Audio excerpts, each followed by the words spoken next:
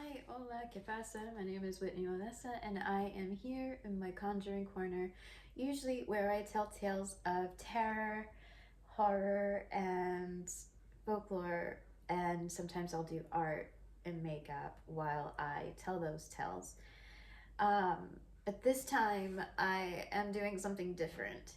I'm doing a movie review this time, and the thing is, there have been times that I have talked about movies before, but I'm not in my hechicera look.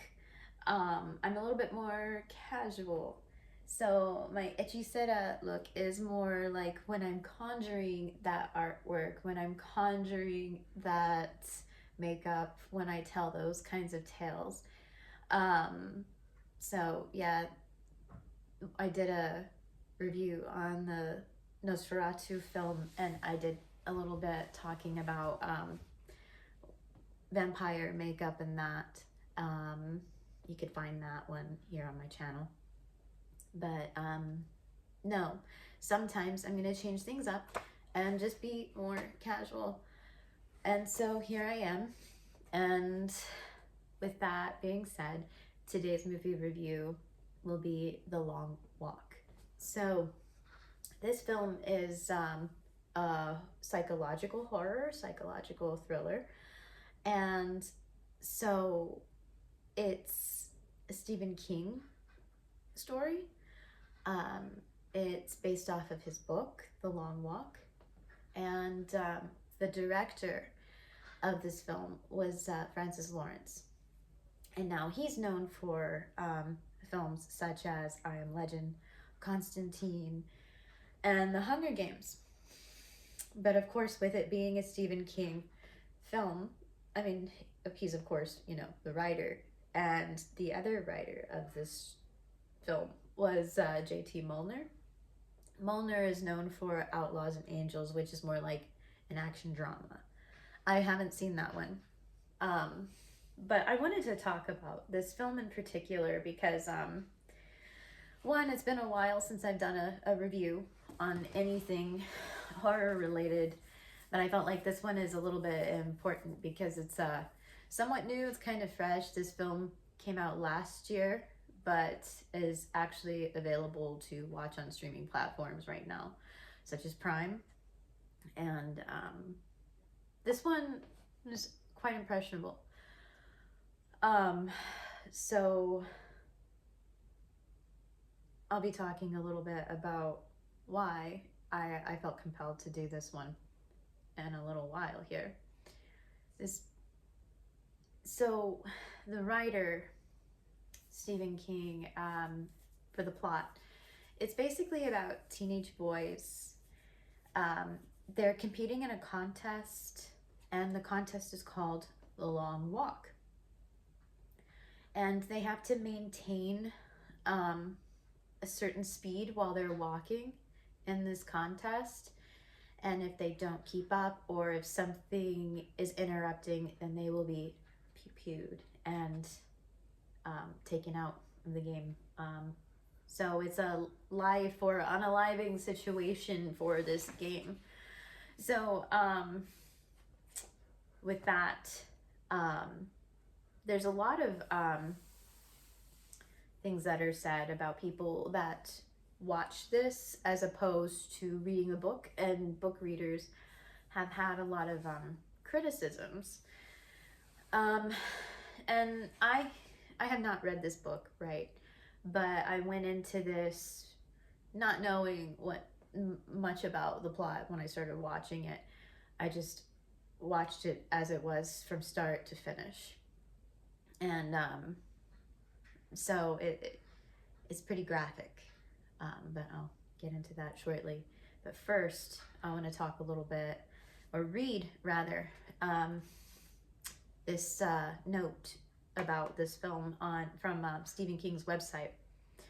So what he said about it is, in the near future, where America has become a police state, 100 boys are selected to enter an annual contest where the winner will be awarded whatever he wants for the rest of his life. The game is simple. maintain a steady walking pace at least 3 miles per hour without stopping.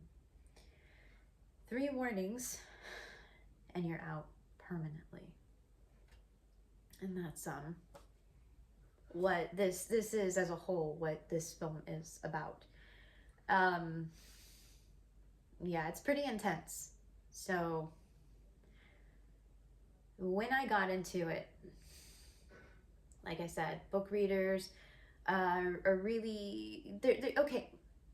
Here's what I'm gonna say. So, like, I haven't read it, like I said, and as someone who reads books, when I find out there's a film based on the book, right, I have it in my head of how I would like characters to be physically portrayed, how their personalities might be depicted in the book, and some of the dynamics between the characters, you know, some of the chemistry.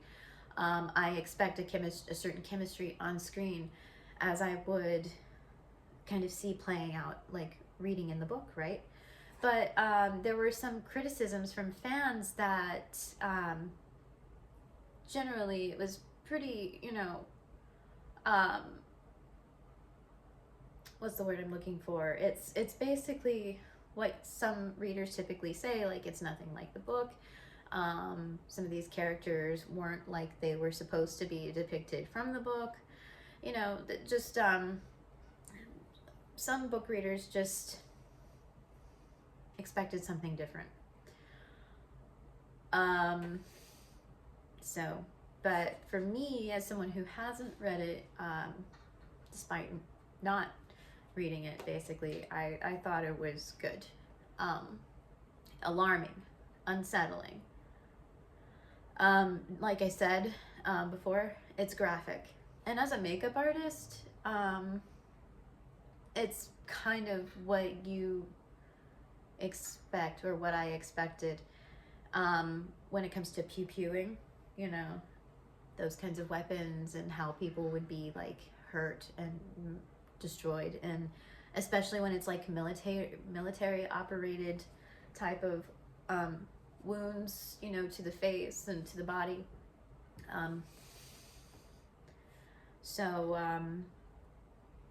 Yeah, pretty graphic. I did enjoy the makeup effects, for sure. Some of it was a little, you know, makes you cringe a little bit. There were some characters that, of course, you know, the longer the walk takes place, you know, if you don't keep up, if you don't do the rules, you get 3 warnings, like I said, then you're out, right? And then some of those, you know, they suffered the consequences, and then, you know, some of, I will say, yes, it's graphic. Yes, there are some pretty gnarly looking, bloody scenes from, you know, the weapon, you know, that kind of military grade weapon that's being used. So expect that, I will definitely say. But yeah, the one thing as someone that does makeup, I notice when some things are done in the dark, like I've noticed for several years now, the lens will tend to go a little bit darker, where things are a little bit more, you know, red, bloody, you know. And it's really quick on some of the way things are portrayed, and not just in this film, but I've noticed in others how wounds are portrayed. Sometimes makeup doesn't always get enough screen time, but I felt like the screen time was effective and quick, you know, to give the audience that, oh my gosh, that just happened, you know, to this character, and or oh my god, I can't believe, you know, what I just saw. Also, yeah, this is definitely not for kids, because it is graphic. I think it is an R rating, especially because of language, and that kind of thing. But when it comes to the makeup, I noticed when I looked up some information, the key makeup artist was Ashley Hyra. And though I wasn't familiar with her, I noticed one of her previous horror films was from last year, and she has done last year's Silent Night, Deadly Night. So it's like a kind of cool because it's like obviously it's a Christmas title, Christmas horror. So I guess if anyone is into that kind of thing, give, maybe segue into that when it's that time of year again, and put that on your list if you haven't seen that film. If you're into that, I might do that myself. So, yeah. So basically, going into talking about some of the characters, some of the actors. Okay, I didn't know most of the actors in this film. The three that I knew was, of course, he's like the main antagonist, was Mark Hamill. And those who know of Mark Hamill, he's pretty legendary, right? Like he's done Star Wars. And then Judy Greer. She, from what I know her from, is working with Jennifer Garner and quite a few things. And of course, one of my favorites is 13 Going on 30. It's like a chick movie. It's kind of a comedic, kind of cute. But Judy Greer was an emotional kind of character in this, because one actor that I didn't recognize, that I wasn't familiar with, played her son. The actor is Cooper Hoffman, who played her son. And another actor I didn't recognize was David Johnson.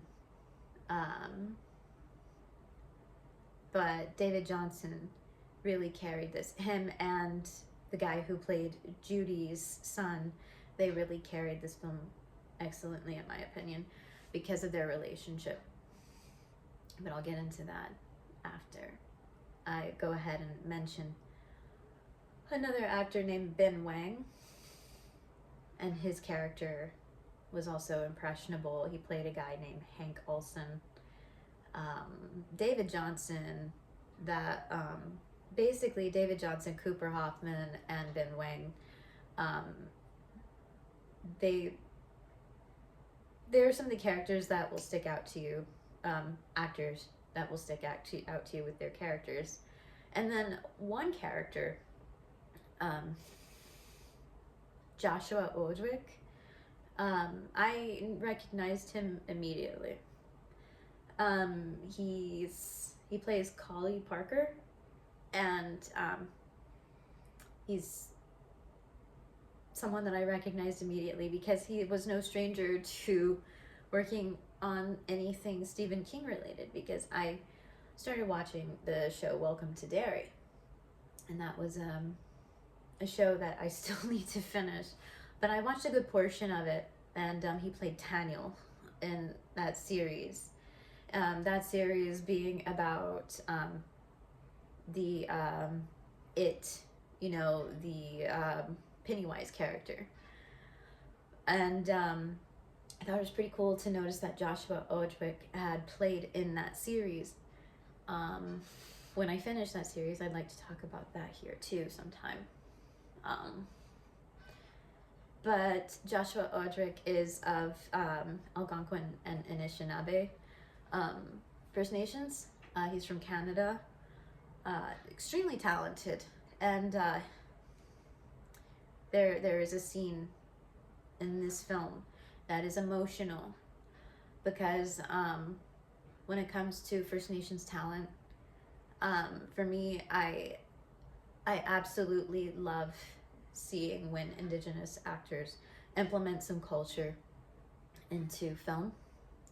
And there is a part of this film that will, if you're really moved by some of the First Nations culture, or anything to do with movement or song and prayer, chants, there is a moment where he does something that's like really personal for especially the indigenous audience, you know.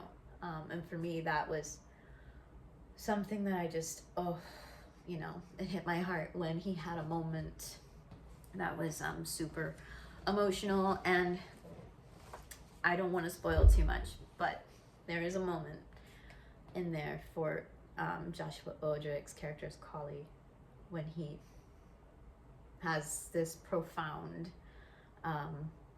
moment there. It's you'll just have to see it. So anyway, but when it comes to, like I said, Joshua Odrick, Mark Hamill, Judy Greer, they're the three that I recognized, and you know, I've known for quite, you know, some time following some of their stuff, right? And they were quite enjoyable. Mark Hamill's not so much, because he's the antagonist. He's not the good guy. He's the one that's policing these teenage boys on their walk. He's the one that's giving their well, he's with the military, that's giving them their warnings, you know, if they're falling behind. And he's also one of the guys that will execute, you know, some of those guys if they're not, you know, following the rules. So it's pretty intense stuff. But when it came to David Johnson and Cooper Hoffman, David Johnson playing Peter and Cooper playing Raymond, who he was Judy Greer's son, Miss Garrity's son. And there's some points where I really enjoyed seeing the friendship that was developed between those two. But then there was the other one, Ben Wang, who played Hank. And you see points where these boys are, you know, these moments are escalating on this walk, right? Things are getting intense. Some of these boys are not making it because they're not able to follow these rules. They're not able to keep up. And, you know, some of them, you just don't know. Like, it's kind of crazy watching this film, seeing how, you know, these three are kind of developing a bond, somewhat of a friendship. And when you're watching it, you're thinking, well, which one's next? Which one isn't gonna make it? So that's really sad, you know, especially for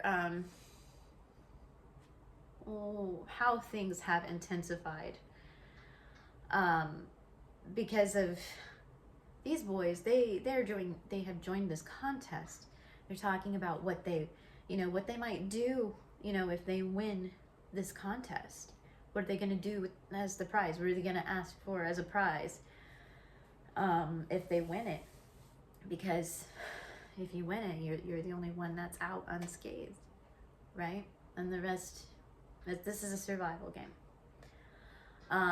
For the director, Francis Lawrence, when I was watching this, I was like, this has Hunger Game vibes, but of course he directed the Hunger Games, so it's like, it's pretty sad, it's pretty crazy, but it's very much not for a PG-13 audience.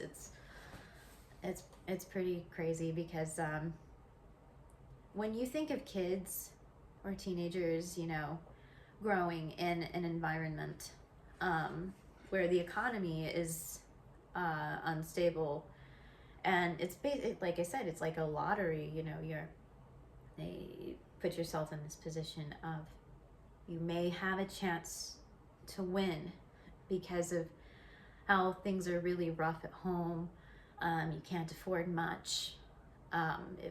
You know, if I could win this one thing, what could I ask for? Would it be money? Would it be this? Would it be that? How can I make things better for my family? You know, how can I survive? And it's really interesting how this was something to watch during this day and time, because my overall thoughts and feelings on this is how intensely things are right now in the world for so many people. Some people are just getting by, and it's kind of like related in a way. People can relate to this. not the contest, but life is like a contest. Life has so much going on for so many people. There's this phrase that us millennials and younger people are saying, life is life, and it really is, because some people are just making it paycheck to paycheck, day by day with their families. And that in itself seems like they're competing with themselves, right? And that's kind of what has put people in these positions, some of these younger people in this position, because they want something better for themselves if they can survive this. And so with this being a psychological horror and thriller,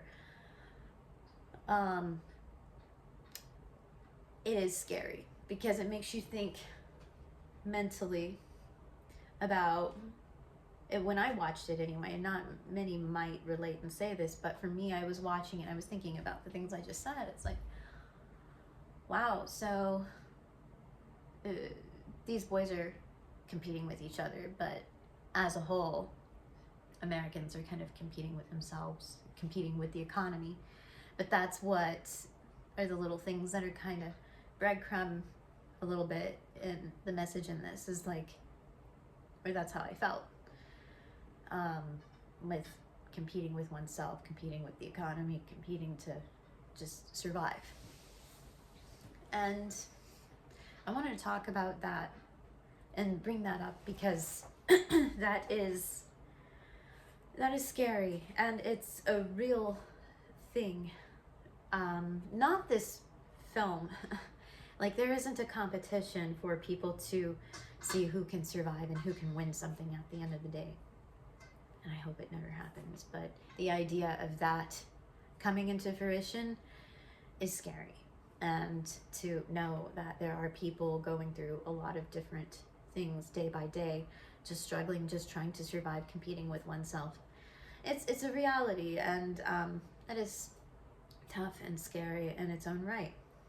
So that's why I think it's psychological. It messes with the human morale a little bit. And if this is something, if someone were to ask me if this is a film that I would recommend to just anybody, no, I wouldn't. I would say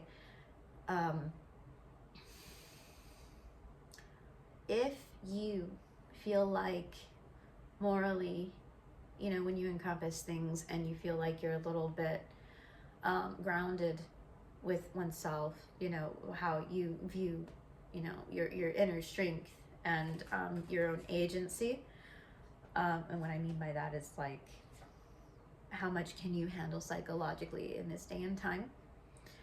Like, if you're someone that can't handle the news, and if you can, and if you only watch it in spurts, or if you read things here in spurts, that's fine. But if intense violence and things are triggering, and the ideas of military control,